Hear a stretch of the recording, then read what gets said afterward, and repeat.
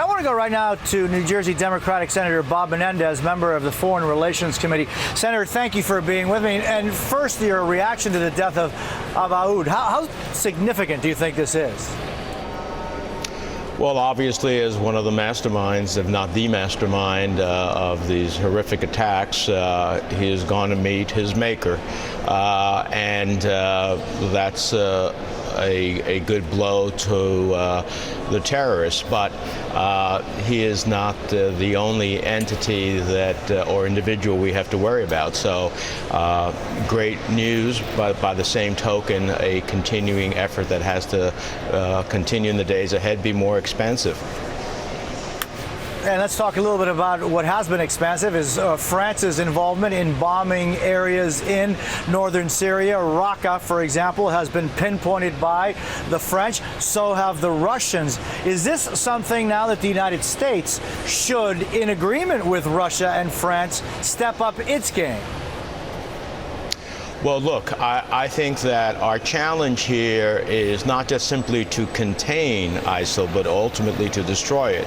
And in the path to doing that, one of the things we have to do is rock its ability to have territory. It already has huge resources, probably the best terrorist finance organizations in the world. So it can have a command and control structure by which it can generate attacks both in the region and beyond.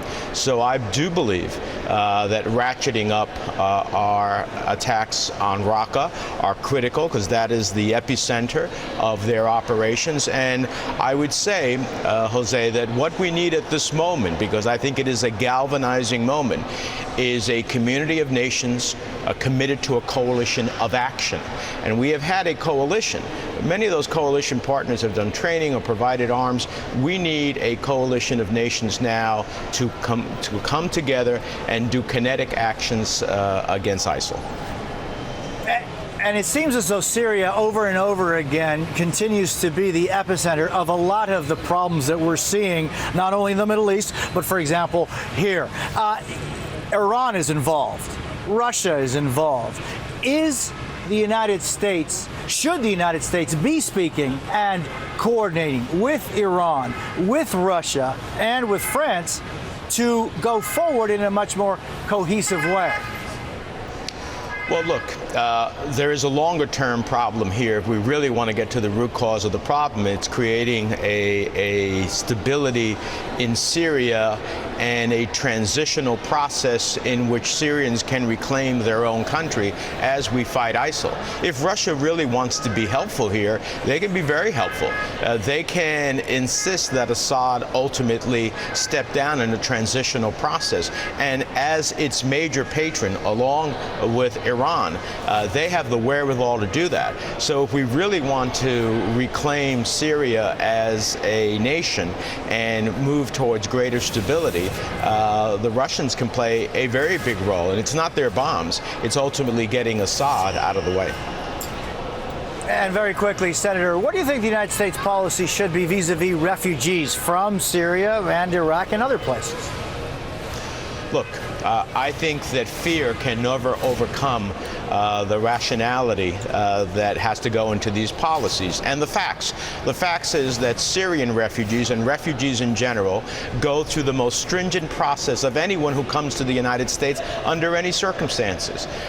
They go through nearly a 2-year process. If there's any doubt about their application, it's decided against the applicant. We have over 4 years a total of 2,000 roughly Syrian refugees. That's about 500 on average a year. From all of our information, none of them have been anything up to this point but law-abiding citizens who are truly refugees. And so we have a history in the past that fear overcomes us. We turned away Jews at one time, fearing that they were left-wing communists. We ultimately put Japanese in encampments.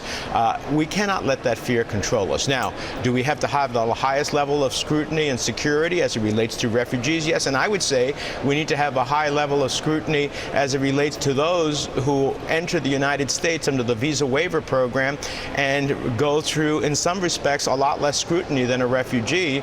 And lastly, we need to make sure that people in this country who are actually on our terrorist watch list cannot purchase a firearm. Over the last decade, over 2,000 individuals on that terrorist watch list have ultimately been able to purchase a firearm in the United States. That's pretty amazing.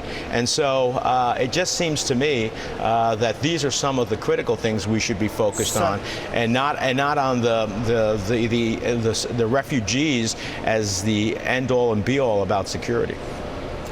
Senator Menendez, thank you very much for being with me this morning. Appreciate your time. Thank you.